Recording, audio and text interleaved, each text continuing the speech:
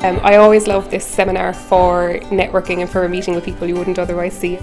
Without making the connections, we can end up replicating work when actually if we work together we can do much bigger things of much higher quality, and that's what I love about today. Past number of years, she's always been a voice that I could just let it go through. So palliative care is an approach that tries to improve the quality of life of people living with serious illness. I like treating people, not diseases. So I think palliative care is very much about treating the problems a person has rather than necessarily focusing on the illness the person has.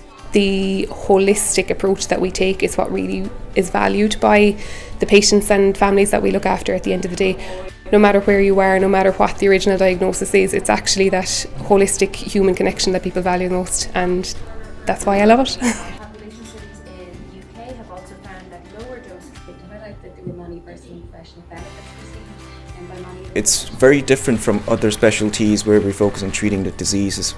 I think the most important thing is to talk to the patient, understand what they want and their priorities. I think that's the best part of palliative medicine. I originally was working in emergency medicine, and I found just like being on a conveyor belt, one patient after the other on a very superficial level. It wasn't the type of doctor that I wanted to be. I think anyone who works in palliative care is very person-centred. It's really all about the patient, and it's about good holistic care for quality of life. No, I'm judging in the oral presentations, and I suppose what I'd be looking for is, looking at the work that people have done. I suppose trying to see how much that work might be contributing to palliative care knowledge in general. This conference is both about doing the research but also about people developing their own skills. I suppose having an understanding as well of what work the individual presenters have done to develop this work. So we met again as a medication safety team, and we refined our SMART team to reduce PRN medication prescribed. It's really useful as an organisation in terms of networking for members of the multidisciplinary team. You know, I think it's quite unique in its structure in that we are all equally interested clinicians working in palliative care, and it gives us an opportunity to sit down, discuss the common issues that we share. You know, in terms of knowledge sharing, it's really a huge benefit.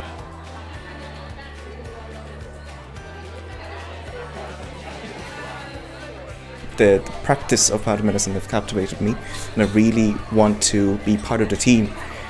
I have a poster up, and I hope to meet a lot of my future colleagues and get my foot in the door.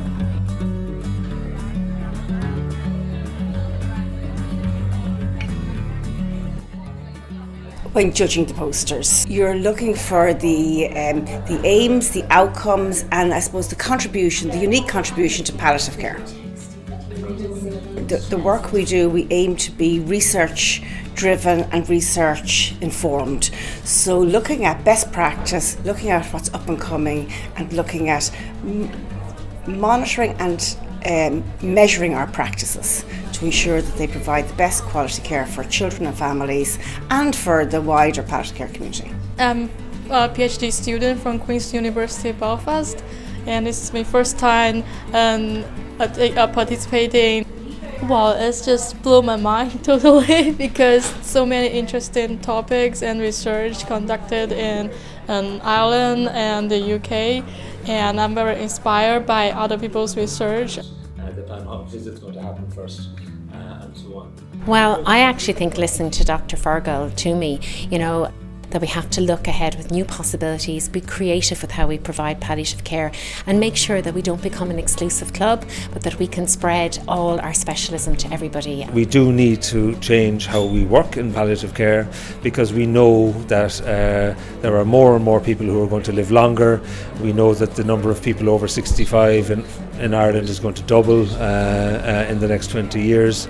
So the amount of work we have to do is going to increase, and it's a question of how do we respond in the most effective way to that. With your left hand, you're going to bring your fingertips down to your thumb. as we get older, our brain, we can get sort of inflammatory processes in our brain and small little hemorrhages we never even know about, and that's kind of the vascular dementia, and that's a chronic kind of deterioration. And I suppose the most important thing is keeping your mind active, memory games, keeping yourself refreshed, interested in things. That's really important. There's a real need for earlier integration of the palliative care approach. I think that's a huge benefit to patients.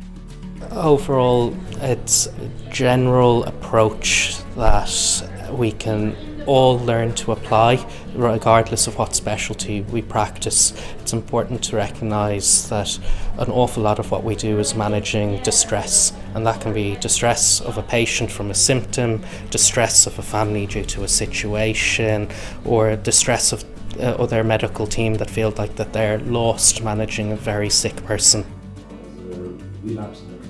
We're very fortunate in Ireland. We have internationally recognised palliative care service already.